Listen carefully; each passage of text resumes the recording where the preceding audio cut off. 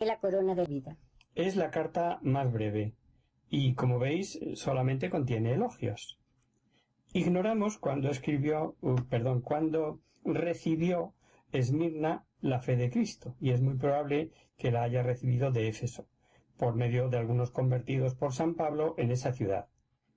Esmirna era una ciudad rica y de mucho comercio, por eso contaba con una comunidad numerosa de judíos.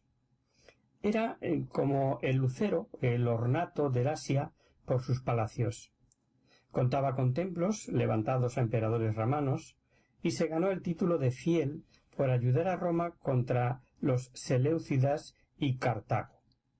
Posiblemente sea también la patria de Homero. Su comunidad judía era terriblemente hostil a los cristianos. Es posible que en tiempos de San Juan, su discípulo Policarpo fuese el obispo de Esmirna, que muere mártir en el 156 por negarse a decir Señor como si fuera Dios al emperador. Y por algunas tradiciones parece que los judíos fueron precisamente los instigadores. Jesucristo se proclama como el primero y el último, el que fue muerto pero vive. El triunfo sobre la muerte, por grandeza y poder del Hijo de Dios, es victoria que promete a los fieles de Esmirna para la que no hay reproches. Y oh paradoja, a pesar de su fidelidad se le anuncia persecución. Y no sólo de paganos, sino de los astutos judíos. Y como al obrar mal, al decir judíos supone una expresión inapropiada, pues el texto dice ser judíos y no lo son. Y ojo, sinagoga sí, pero de Satán. El verdadero judío no podía negar la divinidad del Mesías una vez que lo ha proclamado y demostrado con su resurrección. Y una cosa importantísima, el negar a Jesucristo lo da como blasfemia, pues hemos escuchado la blasfemia de los que dicen ser judíos y no lo son. Exacto. Y al ser fieles, dice a los de Esmirna, no les dañará la muerte segunda, la eterna privación de Dios, la perdición del alma. Que la persecución será breve, está revelado en ese tendréis tribulación por 10 días. Quiere decir tribulación corta. Y otra revelación es la influencia del diablo en el mal obrar de los hombres, pues dice, el diablo va a meteros a algunos, y como los valores para Dios son tan distintos de los valores de los hombres, les dice que conoce su pobreza, pero son ricos. Qué distinto lo que veremos dice a la iglesia de la Odisea, pobre, ciego, desnudo, creyéndose rico. Y hablando del premio o recompensa, emplea al final una palabra que tanto gustaba a San Juan Pablo II, fidelidad. Sé fiel hasta la muerte y te daré la corona de la vida. Y con esto pasamos a la tercera carta que va dirigida a la iglesia de Pérgamo. Pérgamo era otra de las importantes ciudades del Asia Menor.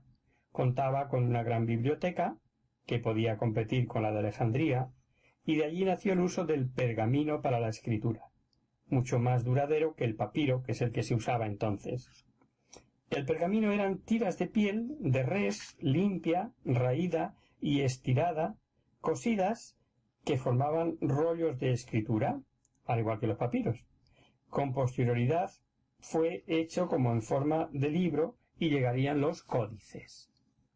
En Pérgamo se daba culto a Esculapio, que por la literatura de Homero pasó a ser considerado como un dios, por lo que se daba culto a la medicina y de cuya escuela salió el insigne Galeno. Acudían enfermos de todas partes, dormían en las puertas del templo, y en Pérgamo había una idolatría generalizada, pues allí se daban cita cultura, religión, arte, política, y ante esta sociedad, donde, como dice la carta, tenía Satán su trono, los cristianos se mantenían firmes en la fe. Nada fácil, porque además era ciudad que tenía culto imperial, con lo que ello suponía reconocer al emperador como Dios, como divino, etcétera, ¿no? Un mártir, cuya tradición dice fue quemado dentro de un buey de bronce, se cita en la carta, sin que sepamos nada más que su nombre, Antipas. Es muy probable que el martirio fuese por haberse negado a dar culto al emperador como Dios, llamándole Señor con mayúscula, como si se tratara de una divinidad. Hoy hay también otros emperadores a los que se adora habitualmente. Poder, dinero. Jesús designó al dinero como señor. ¿Recordáis? No se puede servir a dos señores. Dijo, pues se aborrecerá a uno o servirá al otro. Y eso es lo que ocurre. Hoy se da culto al dinero tan extraordinario, un culto tan extraordinario, tan generalizado, que es causa, pues, de guerras, drogas, extorsión, placeres ilícitos, injusticias de todo tipo.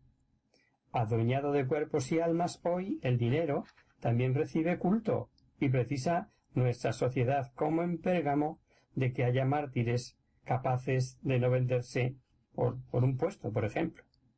¿Cuántos políticos de hoy son capaces de aceptar el crimen del aborto, la eutanasia y otras cosas que no quiero ni mencionar, que vosotros conocéis, queridos oyentes, al igual que yo, por sus ansias de poder, y que lo que buscan a costa de lo que sea y del dinero que va asociado al poder, y más de uno que hoy presume de agnóstico, cuando de joven era cristiano practicante, y peor aún, diciendo defender los valores de la sociedad, pisotean los derechos fundamentales de las personas y desprecian la ley de Dios.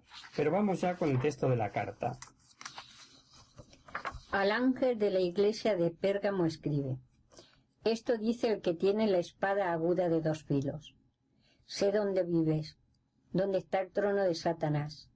Eres fiel a mi nombre y no has renegado de mi fe, ni siquiera en los días de Antipas, mi testigo fiel, que fue muerto entre vosotros, ahí donde habita Satanás. Pero tengo algo contra ti. Mantienes ahí algunos que sostienen la doctrina de Balaam, que enseñaba a Balaz a poner tropiezos a los hijos de Israel, para que comieran carnes inmolada a los ídolos y fornicaran. Así tú también mantienes algunos que sostienen la doctrina de los Nicolaitas. Arrepiéntete, pues, si no, iré pronto donde ti y lucharé contra esos con la espada de mi boca. El que tenga oídos, que oiga el que el Espíritu dice a las iglesias: al vencedor le daré maná escondido, y le daré también una piedra blanca, y grabado en la piedra un nuevo nombre, nuevo, que sólo conoce un nombre nuevo que sólo conoce el que la recibe. Se presenta Jesucristo empuñando la espada de dos filos, porque su palabra, ya lo dijimos anteriormente, es penetrante, como lo es la espada de doble filo. Dice conocer que se mantienen fieles, pese a la sociedad en la que viven, pero como os adelantamos les dice que tiene en contra suya el que tolera la doctrina de Balaam. Y a juzgar por el versículo 15 que hemos leído, era igual que la de los Nicolaitas. Les ha dicho: pero tengo algo contra ti. Mantienes ahí algunos que sostienen la doctrina de Balaam. Vamos a recordar un poquitín la historia del pueblo judío. Cuando los israelitas llegaron junto a Moab, el rey de Balac, para intentar frenar a Israel, quiso valerse de un extraño profeta, Balaam, por medio de maldiciones que debía echar a los israelitas. Pero este extraño profeta, es famoso porque le habló la burra, a algunos sonará, por más que intentaba maldecir a los judíos de su boca, sólo salían bendiciones. Entonces, sabiendo que la fuerza de ese pueblo estaba en Yahvé, comprendió enseguida que la única manera de vencerlo era hacer que abandonasen a Yahvé, es decir, que le fueran infieles, y para ello concibió la satánica idea de que Balac se sirviese de las mujeres jóvenes y atractivas para que, atrayendo a los varones judíos, fornicasen, pecando contra Yahvé. Aunque la fornicación, lo advertimos no pocas veces, se refiere a idolatría, en otras, como aquí, se refiere a quebrantar el sexto mandamiento. Y en este caso no admite duda. Leamos un par de citas del libro de los Números. En el capítulo 25 dice: Israel se estableció en Sittim, y el pueblo se puso a fornicar con las hijas de Moab. Estas invitaron al pueblo a los sacrificios de sus dioses, y el pueblo comió y se postró ante sus dioses. Israel se adhirió así al Baal de Peor. Y un poquito más adelante, en el capítulo 31, dice: Les dijo Moisés: ¿pero habéis dejado con vida a todas las mujeres? Precisamente ellas fueron las que indujeron a prevaricar contra Yahvé a los israelitas, siguiendo el consejo de Balaam, pues lo de Peor. De este pie, como vemos, cojeaban los de Pérgamo. Y cuando el Señor dice que tiene contra ello lo de las carnes sacrificadas, no se refiere al hecho de comer o dejar de comerlas. Jesucristo, como sabemos, declaró puros todos los alimentos, y San Pablo lo explica muy bien en su carta a los Corintios. Mirad el Israel carnal, dice. ¿No participan del altar los que comen de las víctimas? ¿Qué digo, pues? ¿Que las carnes sacrificadas a los ídolos son algo o que los ídolos son algo? Lo malo, como sabemos, era que en estos banquetes se participaba de la víctima, lo que suponía participar en el ofrecimiento idolátrico, y además solían acabar en verdaderas orgías. Parece ser que se organizaban como banquetes sociales, y ahí está el engaño. Obviamente el mal estaba en tolerarlos. Y ante estos banquetes idolátricos, Jesús ofrece un banquete infinitamente mejor, un alimento. Un maná escondido, dice, ¿no? Alimento que, aunque ya lo tenían los cristianos de Pérgamo, duraría eternamente al proporcionar el gozo eterno de la visión beatífica, gracias a poseer esa vida, que de tal alimento hablamos, no es otro que la Eucaristía, naturalmente. Nadie como Juan conoce ese alimento que lleva a la vida eterna y que nos narra en su Evangelio en el capítulo 6, con todo lujo de detalles en aquella sinagoga de Cafarnaún en el discurso del pan de vida. También ofrece la piedrecita blanca de victoria y alegría, algo así como el billete para entrar en el banquete celestial y con el nombre nuevo que dice. A ver, para captar esto tenemos que meternos en el modo de pensar de entonces. Sabemos que estaba extendida la creencia de que cada cosa tenía un ser íntimo, secreto, con un nombre, y el conocedor del nombre tenía poder sobre la cosa. También se creía que Arístides, general ateniense, recibió de Esculapio una piedrecita blanca con un secreto nombre que daba consuelo y auxilio contra todo mal. Así lo entendemos un poco mejor. Sea que simbolice una cosa o simbolice otra, está claro que los destinatarios inmediatos, los que oyen esto en el Apocalipsis, lo entenderían mejor. Hay una enseñanza que no debemos pasar por alto. Parece por el texto que existía en Pérgamo un mal similar a Éfeso en cuanto a las perniciosas doctrinas apuntadas, pero mientras en Éfeso eran aborrecidas, al igual dice por Jesucristo, en Pérgamo transigían con ellas. Ay, amigos, qué peligro tiene lo de situarnos en lo políticamente correcto.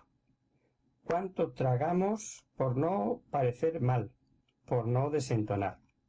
No basta con no caer en el mal dominante. Es preciso no transigir, y tal vez los cristianos de hoy, ante el mal del aborto, la pornografía, la descristianización de costumbres, el divorcio, etcétera, etcétera, ante el mal del cine o de la telebasura, la corrupción generalizada, obramos como estos, transigentemente, como si no pudiéramos hacer nada. ¿No estaremos cayendo en el pecado de omisión? Pues creo que en este caso similar, o no mojarse, como dice un amigo mío, omitir es colaborar con el mal, claro. Dios avisa siempre y espera. Y ahí está, junto a lo que tiene contra la iglesia de Pérgamo, el imperativo versículo 16 que hemos oído. Arrepiéntete. Sí, arrepiéntete también tú y yo, también nosotros, queridos oyentes. La palabra de Dios es para todos en todos los tiempos.